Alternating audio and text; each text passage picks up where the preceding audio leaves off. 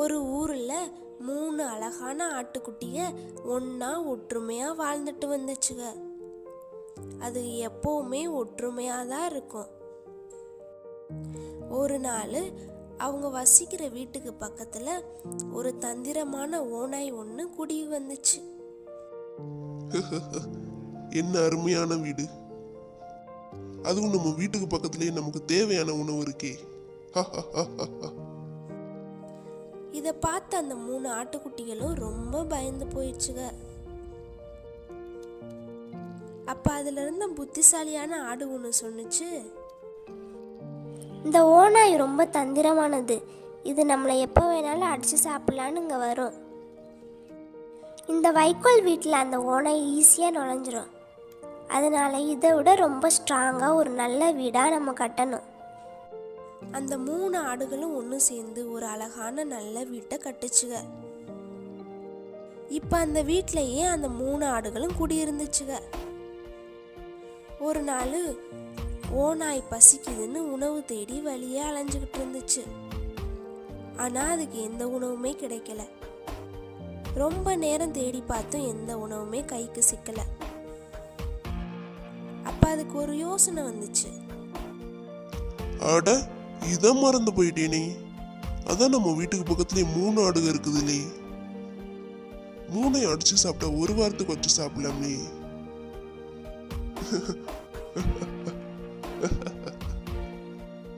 அப்படின்னு சொல்லி அந்த ஆடுகை இருந்த வீட்டுக்கு இந்த ஓநாய் வந்துச்சு. ஓநாய் அந்த வீட்டை திறக்க பார்த்துச்சு. ஆனாலும் அதனால திறக்க முடியல. ஏய் ஆடுங்களா, ஒழுங்கு மரியாதை அந்த கதவை திறக்கிறீங்களா இல்லையா? நானா உள்ள வந்தேன்னா அவ்வளவுதான், உங்கள ஒரு எலும்பு கூட மிஞ்சாது. ஒழுங்கா வந்து கதவை திறங்க. இப்ப கதவை திறக்க மாட்டீங்க. சரி இருங்க, நானே வரேன். அந்த ஓநாய் வீட்டு மேற்கூரையை பிரிச்சுக்கிட்டு சிம்னி வழியா உள்ள இறங்க பார்த்துச்சு. உள்ளேயாடி வர, வா வா, இன்னைக்கு உன்னை எப்படி துரத்துறன்னு மட்டும் பாரு. ஆடுகள்லாம் ஒன்று சேர்ந்து அந்த சிம்னி விளக்குக்கு நேராக விறகு கட்டைகள்லாம் சேர்த்து நெருப்பை வச்சிருச்சுங்க. நெருப்பில் நேராக வந்து விழுந்த ஓநாய் ஐயோ அம்மா காப்பாத்துங்கன்னு அலறி அடிச்சுக்கிட்டு ஓடிச்சு. ஆடுக தங்களோட புத்திசாலித்தனத்தினால அந்த ஓநாயவே அடிச்சு துரத்திட்டாங்க. ஒரு காட்டுக்கு நடுவுல ஒரு அழகான குட்டி தீவு மாதிரி ஒரு இடம் இருந்துச்சான். அந்த இடத்துல கண்ணை கவர்ற வண்ணம் நிறையா பழங்களும் பழத்தோப்புகளும் இருந்துச்சான்.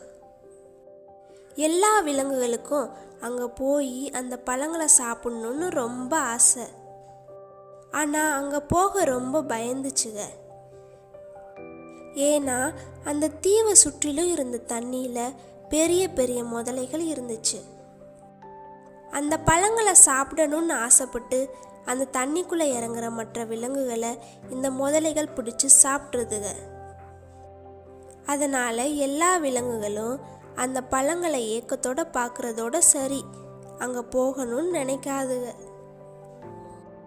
ஆனால் அங்கிருந்த முயலுக்கு அந்த பழங்களை சாப்பிடணும்னு ரொம்ப ஆசை.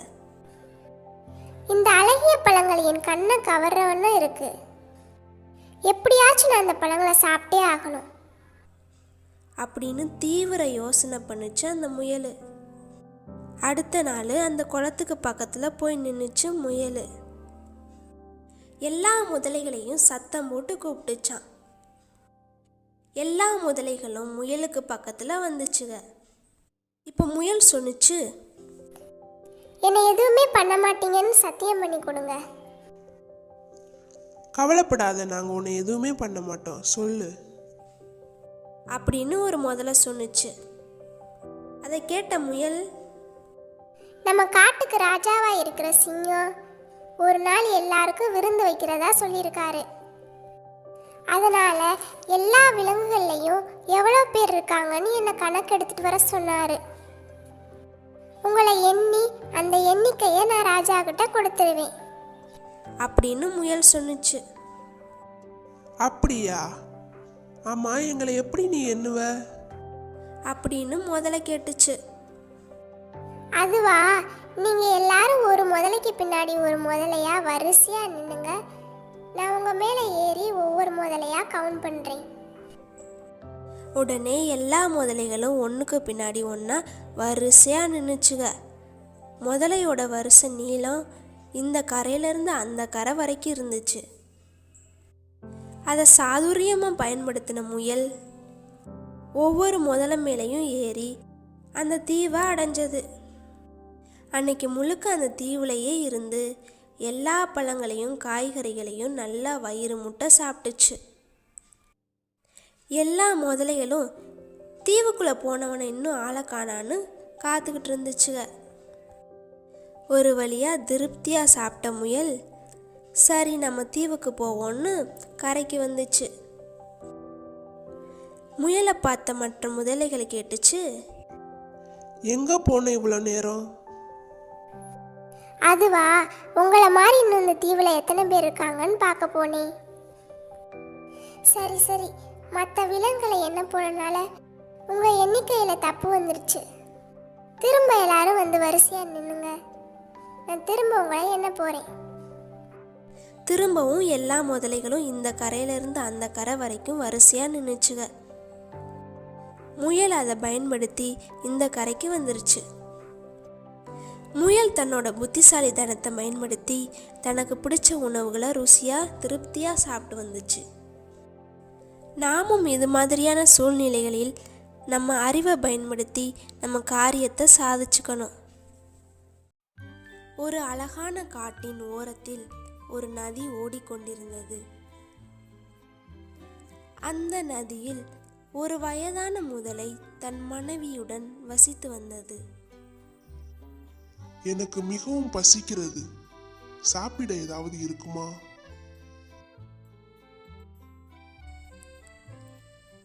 என்று முதலை எல்லா இடத்திலும் தேடி அலைந்து பார்த்தது. நதியில் சென்று மீன்கள் கிடைக்குமா என்று தேடி பார்த்தது. ஆனால் அதனால் எந்த மீனையும் பிடிக்க முடியவில்லை. அது தேடி தேடி களைத்து போய் ஒரு மரத்தின் அருகே வந்து அமர்ந்தது.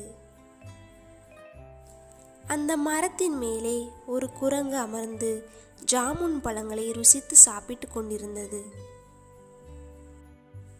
அதனை பார்த்த முதலை, நண்பா, எனக்கு மிகவும் பசிக்கிறது நண்பா. அந்த ஜாமுன் பழங்களை எனக்கு பறித்து தர முடியுமா என்று கேட்டது. அதற்கு அந்த குரங்கும், சரி நண்பா, இதோ இப்பொழுதே பறித்து தருகிறேன். குரங்கு அங்கிருந்த பழங்களில் சிலவற்றை பறித்து அந்த முதலைக்கு கொடுத்தது. அந்த முதலையும் வயிறு நிறைய சாப்பிட்டு குரங்கிற்கு நன்றி சொன்னது. நண்பா, இன்று உன்னால் என் பசி தீர்ந்தது. ஆனால் என்ன செய்வேன்? நான் வயதான கிழவன் ஆகிவிட்டேன். என்னால் வேட்டையாடி சாப்பிட முடியாது. இது மாதிரி தினமும் நீ எனக்கு பழங்களை பறித்து தருவாயா என்று கேட்டது. அதற்கு குரங்கும், சரி நண்பா, இதனால் என்ன, நான் உனக்கு டெய்லியும் பறித்து தருகிறேன். ரொம்ப நன்றி நண்பா. உன்ன மாதிரி ஒரு ஃப்ரெண்டு கிடைக்க நான் ரொம்ப கொடுத்து வச்சிருக்கணும். அன்றிலிருந்து நாள்தோறும் அந்த குரங்கு தன் நண்பன் முதலைக்காக ஜாமுன் பழங்களை எடுத்து வைத்தது. அந்த முதலையும் நாள்தோறும் சாப்பிட்டுவிட்டு குரங்கிடம் சற்று நேரத்தை கழித்துவிட்டு தன் வீட்டிற்கு செல்லும். குரங்கு ஜாமுன் பழங்களை பறித்து தருவதும் முதலை அதனை சாப்பிட்டுவிட்டு அதனோடு விளையாடுவதுமாக நாட்கள் கழிந்தன. ஒரு நாள் முதலை குரங்கிடம் சொன்னது, நண்பா, இன்று என் மனைவிக்கும் கொஞ்சம் ஜாமுன் பழங்களை தருகிறாயா? என் மனைவியும் ரொம்ப பசியோடு இருக்கிறாள். அதனால் என்ன நண்பா, இப்பொழுதே பறித்து தருகிறேன், வா. குரங்கு ஜாமுன் பழங்களை பறித்து முதலையிடம் கொடுத்தது. முதலையும் அதனை வாங்கி கொண்டு தன் மனைவி இருக்கும் இடத்திற்கு நகர்ந்தது. அன்பே, நான் உனக்காக என்ன கொண்டு வந்திருக்கிறேன் பார்த்தாயா? ஜாமுன் பழங்களா? ஆமாம் அன்பே, மிகவும் இனிப்பான தித்திப்பான ஜாமுன் பழங்கள் என் நண்பன் குரங்கு பறித்து கொடுத்தான். நீயும் சாப்பிடு. இந்தா. மிகவும் அற்புதமான சுவை. இவ்வளவு தித்திப்பாக இருக்கிறதே. இந்த பழமே இவ்வளவு தித்திப்பாக இருந்தால் இந்த பழத்தை தினமும் சாப்பிடும் குரங்கு எவ்வளவு தித்திப்பாக இருக்கும். என்னங்க, இந்த பழத்தை சாப்பிடும் குரங்கினுடைய இதயம் எவ்வளவு தித்திப்பாக இருக்கும். ஆமாம், அவன் மிகவும் இனிப்பானவன்தான். அதற்காக அவன் இதயத்தெல்லாம் என்னால் கொண்டு வர முடியாது. அவன் என் நண்பன். அவன் இதயத்தை வாங்கிவிட்டால் அவன் செத்து விடுவான். இல்லை இல்லை, எனக்கு அந்த குரங்கினுடைய இதயம் வேண்டும். அந்த குரங்கினுடைய இதயத்தை நான் சுவை பார்க்க வேண்டும். நான் மாமிசம் சாப்பிட்டு ரொம்ப நாள் ஆயிற்று. தயவு செய்து அதனை கொண்டு வாருங்கள். இல்லையென்றால் இந்த பக்கம் எட்டி கூட பார்க்காதீர்கள். அன்பே, அவன் என் நண்பன். அவனை எப்படி நான் கொண்டு வருவது? இது தெரிந்தால் அவன் என்னை பற்றி என்ன நினைப்பான்? நான் என் நட்புக்கு செய்யும் துரோகம் அல்லவா இது? அப்ப நான் உங்களுக்கு முக்கியம் இல்லையா? சென்று அவன் இதயத்தோடு வாருங்கள். தன் மனைவியின் பேச்சை கேட்டு அந்த முதலை குரங்கினிடத்தில் வந்தது.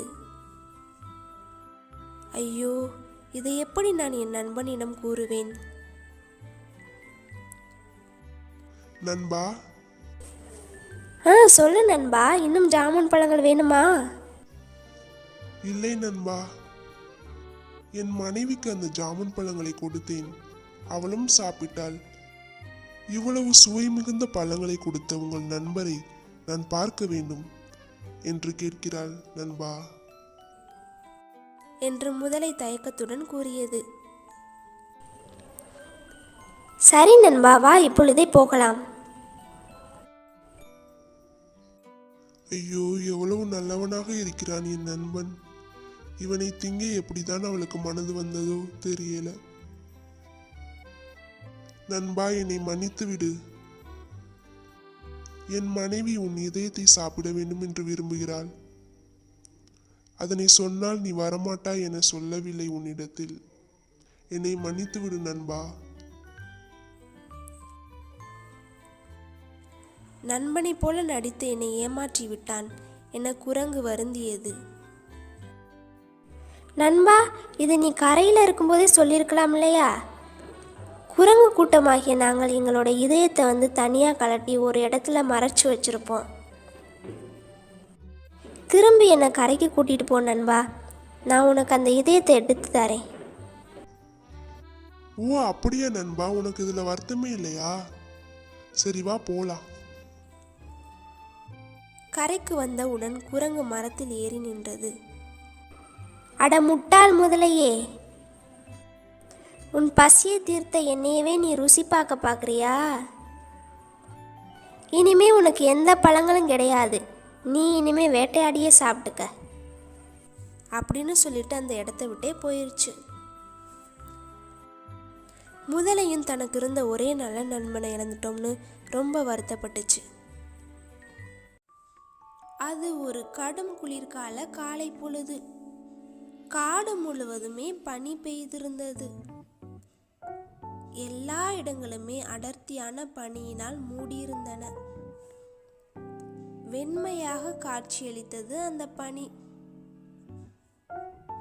எல்லா பறவைகளும் விலங்குகளும் தம் வீடுகளில் தூங்கிக் கொண்டிருந்தன. எதற்குமே இரை கிடைக்கவில்லை.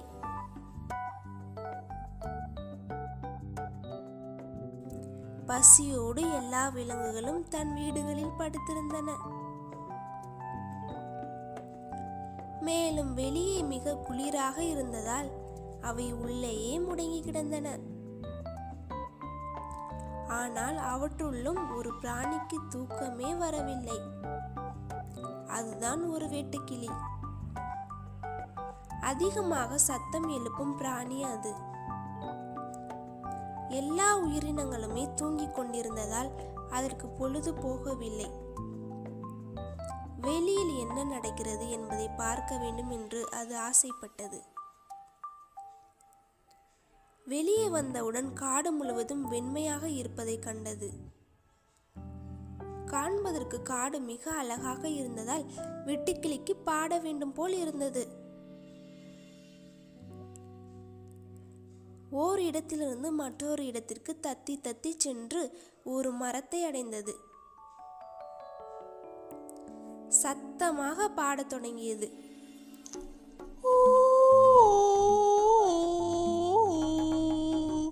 வெண்மையான பனியே, அடர்ந்த காட்டில் ஒளியே, ஓ ஓ ஓ, இவ்வளவு கேவலமான சத்தத்தை யார் எழுப்புவது? வெட்டுக்கிளியோ பாட்டுக்கு ஏற்றவாறு தன் கால்களை மரத்தின் மீது மோதி தாளம் போட்டுக்கொண்டே பாடியது. அந்த மரத்தின் அடிபொந்தில் ஒரு ஆந்தை ரொம்ப நாட்களாக தூங்கிக் கொண்டிருந்தது. அது இப்போது வெட்டுக்கிளியின் சத்தத்தை கேட்டு முழித்து கொண்டது.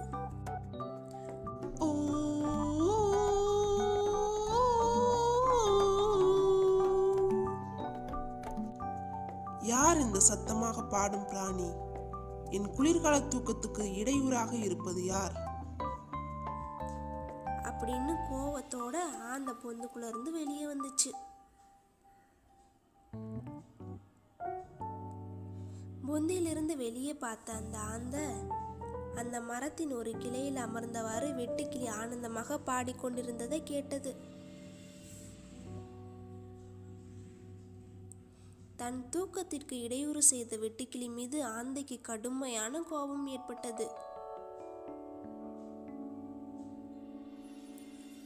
ஒரு குளிர்கால காலை பொழுதில் திடீர்னு எழுப்பப்பட்டதால் அதற்கு மிகவும் பசி வந்தது. பாடிக்கொண்டிருக்கும் வெட்டுக்கிளியை சத்தமில்லாமல் ஆந்தை நெருங்கியது. தன்னுடைய அழகால் அந்த வெட்டுக்கிளியை பிடித்து சாப்பிட்டது. பொந்துக்கு திரும்பிய அந்த குளிர்காலம் முடியும் வரை நிம்மதியாக தூங்கியது. எல்லா பிராணிகளை போலவும் இந்த வெட்டுக்கிளி தன் இருப்பிடத்திலேயே இருந்திருந்தா இந்நேரம் அது உயிரோட இருந்திருக்கும். இதனால் அறியப்படும் நீதி என்னவென்றால், விவேகமற்ற வேகம் விபத்தை ஏற்படுத்தும்.